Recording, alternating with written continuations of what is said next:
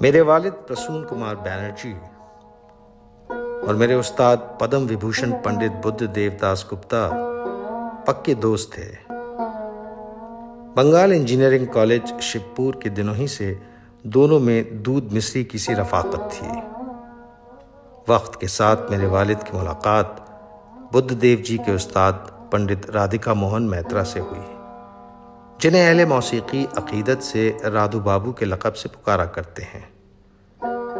ان نسبتوں کے سبب ہوش سنبھالنے کی عمری سے میں ڈاکٹر کلیان مکھرجی کے نام سے واقف تھا۔ گرچہ ان دنوں وہ امریکہ رہتے تھے، رادھو بابو کے بہترین شاگردوں کی فہرست میں کلیان مکھرجی کا نام عزت و احترام کے ساتھ اکثر لیا جاتا تھا۔ اس پر کرشمہ یہ کہ آپ حساب میں ڈاکٹریٹ بھی حاصل کر چکے تھے۔ پھر آپ کے والد جسٹس ارون مکھرجی رادھو بابو کے قریبی دوستوں میں سے تھے۔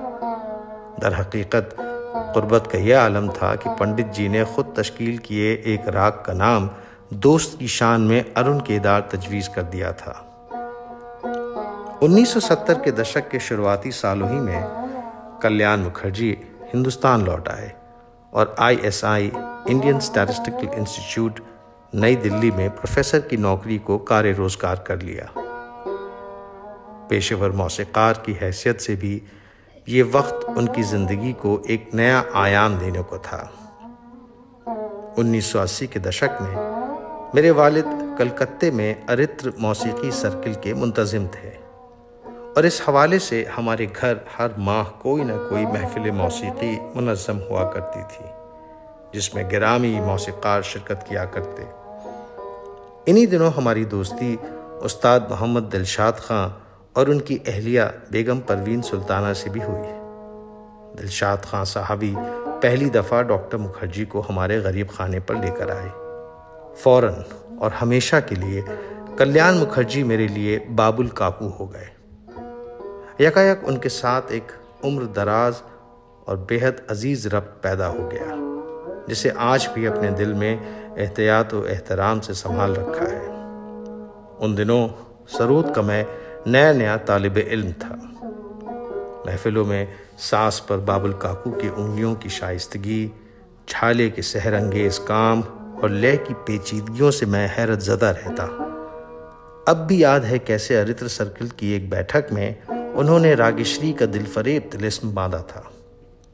ساز پر ان کا ظرف اور انداز بیاں تو اور تھا ہی، مگر وہ ساز اپنے آپ میں بھی کچھ اور ہی تھا، جس وجہ سے ان کی محفلیں اہل کلکتہ کے لیے باعث کشش بنی رہتی۔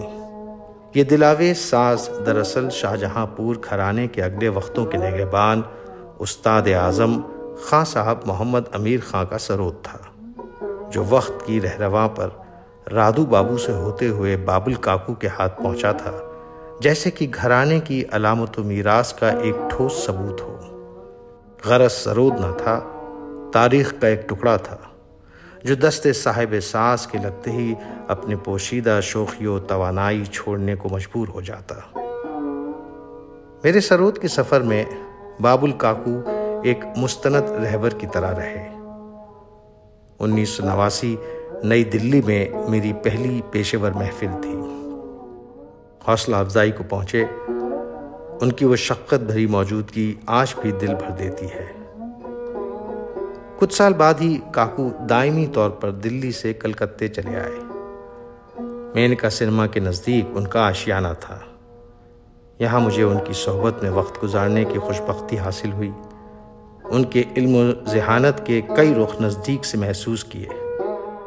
موسیقی پر ان کے غیر معمولی عبور کو دیکھا، کچھ سمجھا، کچھ جذب کیا، بہت سا دفتر مستقبل میں درج کر چھوڑ دیا۔ میری تعلیم و تربیت میں ایک شفیق دلچسپی تو لیتے ہی، مگر ایک تنقیدی نقطۂ نظر بھی بنائے رکھتے۔ میری بہت سی ریڈیو کی اور دوسری محفلوں کی ریکارڈنگ پر اکثر گہری اور طویل تنقید کرتے، اصلاح سلجھاتے، ترغیبات نو نکالتے، آگے کے راستے روشن کرتے۔ اب بھی موسیقی اور سرود کے مسائل پر ان کی دل فریب گفتگو یاد آتی ہے۔ پرانی بندشوں کا ان کا حافظہ کمال تھا، یہاں تک کہ کرناٹک موسیقی تک کا انہیں مناسب علم تھا۔ بدنصیبی سے بابل کاکو کی آنکھوں میں ایک مرض گھر کر گیا تھا۔ وقت کے ساتھ دیکھنے کی قوت جاتی رہی۔ زندگی کی شام ڈھلتے ڈھلتے آنکھوں میں کل اندھیرا آن بسا۔ ان مشکلات کے باوجود ایک لافانی سی تخلیقی جستجو انہیں کھینچتی رہی۔ دم آخر تک انہوں نے اپنا علمی سفر رواں رکھا۔ جدید تر وائس اسسٹ سافٹ ویئر کے استعمال سے کمپیوٹر چلاتے، آخر تک حساب اور موسیقی کی دنیا کے سب رد و بدل سے واقفیت بنائے رکھی۔ گرچہ سرود بجانا اب ان کے لیے ممکن نہ تھا، پھر بھی ایک روز یمنی بلاول کی ایک بندش لی، ترکیب نکالی اور مجھے سکھائی۔ اس اختتامی مرحلے میں بھی ایک نیا راگ ترتیب کیا، نام دیا روی کونس۔ غالب کے ہاتھ کو جنبش نہیں آنکھوں میں تو دم ہے سے معاملہ ذرا مختلف رہا، پر نیت اور گرمی ذوق بابل لگ بھگ وہی۔ اب بھی کلیان مکھرجی کے شاگردوں کے دامن تعلیم اور یادوں سے مالا مال ہے۔ ایک باپ کی سی محبت دینے والا وہ مشفق من، ایک غیر معمولی شخصیت اور وسیع علم و ہنر کا مالک تھا۔ تخلیقی جدوجہد میں ایسے ڈوبے رہے کہ جیسے کوئی اولیاء یا فقیر اپنے مرید کی عبادت میں ڈوبتا ہے۔ بہرحال وقت کا پہیہ گھوما ہے۔ ہر بلحوث نے حسن پرستی شعار کی، اب آبروئے شیوہ اہل نظر گئی۔ خیال و خلوص کی کنگالی، دل کی تنگ خود غرضی کے اس دور جہان میں کلیان مکھرجی سے فنکار کو دیکھنا بنجر زمیں پر برکھا کی بوندیں یا صحرا میں برگد کی میٹھی چھاؤں مل جانے سے کم نہیں۔ ان کی جستجوئے موسیقی دراصل سب سے پہلے براہ علم موسیقی تھی۔ یہی بات انہیں دوسروں سے جدا کرتی تھی۔ آج سننے والوں کے وہ گروہ باقی نہیں جو کلیان مکھرجی کے ہنر سے آشنا ہوں۔